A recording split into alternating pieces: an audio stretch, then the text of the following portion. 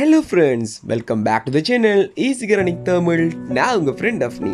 நம்மளோட அன்றாட வாழ்க்கையில நம்ம தினம் பார்க்குற பூக்கள்ல ஒரு பூ தான் இந்த மல்லிகை பூ. என்னதான் இந்த மல்லிகை பூ நாம அடிக்கடி பார்க்குற பூக்கள்ல ஒன்றா இருந்தாலும் இந்த மல்லிகை பூவோட பழங்களை பார்த்திருக்கிறீங்களா? இல்ல அந்த பழங்களோட விதைகளை தான் பார்த்திருக்கிறீங்களா? அட நீ என்னப்பா சொல்ற? மல்லிகை பூவெல்லாம் அதிகமாக பூக்கும், ஆனா அது காய்க்காது நீங்க சொன்னீங்கன்னா அது 100% தவறு. ஆமாங்க, மல்லிகை செடியும் மற்ற செடிகள் மாதிரி பழங்களை தொற்றுவிக்க கூடியது. அந்த பழங்கள்ல இருந்து முளைக்கக்கூடிய வித்துக்களையும் தொற்றுவிக்க கூடியது. அப்படியா? அப்ப நம்ம அடிக்கடி பாக்குற மல்லிகை பூச்செடிகள்ல நம்மளால ஏன் பழங்களை பார்க்க முடிவதில்லை என்று நீங்க கேட்டீங்கன்னா அதை பத்தி தான் நாம் இந்த வீடியோல பார்க்க போறோம். வீடியோக்குள்ள போறதுக்கு முன்னாடி நீங்க இது வரைக்கும் நம்மளோட சேனலை சப்ஸ்கிரைப் பண்ணலண்டா இந்த வீடியோ கீழே காணப்படுற சப்ஸ்கிரைப் பட்டனை கிளிக் பண்ணி சப்ஸ்கிரைப் பண்ணிக்கோங்க. கூடவே நோட்டிபிகேஷனையும் செட் பண்ணிக்கோங்க. பொதுவா ஒரு தாவரத்துல பூக்கள் பூத்த பிறகு அந்த பூவுல மகரந்த சேர்க்கை நடந்துச்சுண்டா அந்த பூ பழங்களையும் வித்துக்களையும் தோற்றுவிக்கும். ஆனா ஏன் இந்த மல்லிச்செடி மட்டும் பழங்களையும் வித்துக்களையும் தோற்றுவிக்குது இல்லை என்று சொல்லி பார்த்தோம்டா, உண்மையில எல்லா மல்லிகை செடியுமே ஆரம்பத்துல பூக்கள்ல இருந்து காய்களை உருவாக்கி அந்த காய்கள்ல இருந்து கிடைக்கிற வித்துக்கள் மூலமா புதிய ஒரு தாவரத்தை உருவாக்கி கொள்ளக்கூடிய ஆற்றலோட தான் இருந்துச்சு. இன்னுமே மனித நடமாட்டம் இல்லாத காடுகள்ல தானாகவே வளரக்கூடிய மல்லிகை செடிகள் பாத்தீங்கன்னா விதைகளையும் பழங்களையும் தோற்றுவிக்கக்கூடிய ஆற்றலோட தான் இருக்கு.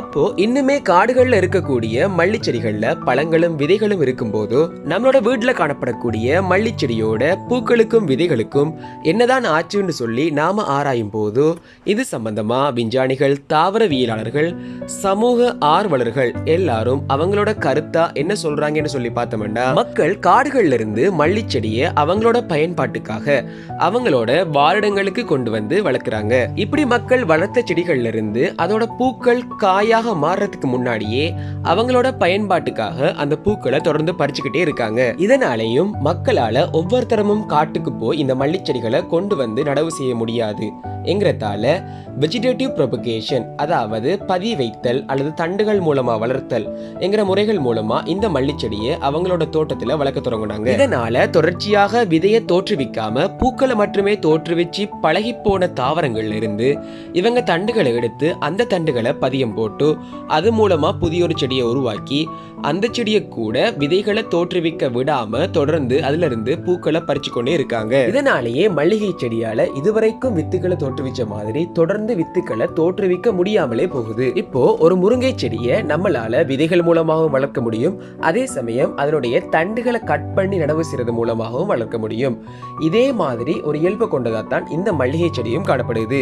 அப்ப மல்லிகை செடியோட இந்த இயல்பு தான் காலப்போக்கில் அந்த மல்லிகை செடி அதனுடைய பழங்களையும் விதைகளையும் இழக்கிறதுக்கு காரணமா அமைஞ்சிருக்கு. இதே போல மல்லிகை செடி பழங்களையும் வித்துக்களையும் தோற்றுவிக்காம விட்டதுக்கு இன்னொரு காரணம் பார்த்தோம்னா, நாம காட்டுல இருந்து மல்லிகை செடியை மட்டும்தான் எடுத்துட்டு வந்திருக்கமே தவிர அந்த மல்லிகை செடியில மகரந்த சேர்க்கை செய்யக்கூடிய பூச்சிகளை நாம் எடுத்துட்டு வரல. மகரந்த சேர்க்கையை பொறுத்த வரைக்கும் ஒவ்வொரு செடிக்கும் ஒவ்வொரு வகையான தனித்துவமான பூச்சி இனங்கள் தேவைப்படுது.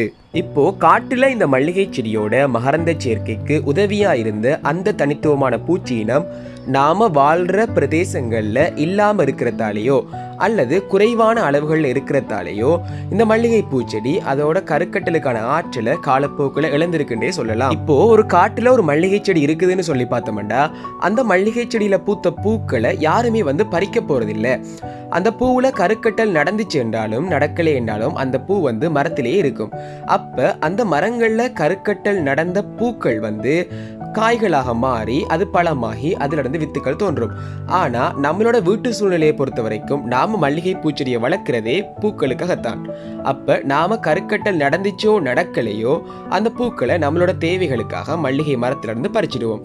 இதனாலையும் இந்த மல்லிகை பூக்கள் காலப்போக்குல தன்னோட விதைகளை இழக்கிறதுக்கு நாமளும் ஒரு காரணமா அமைஞ்சிருக்கோம்.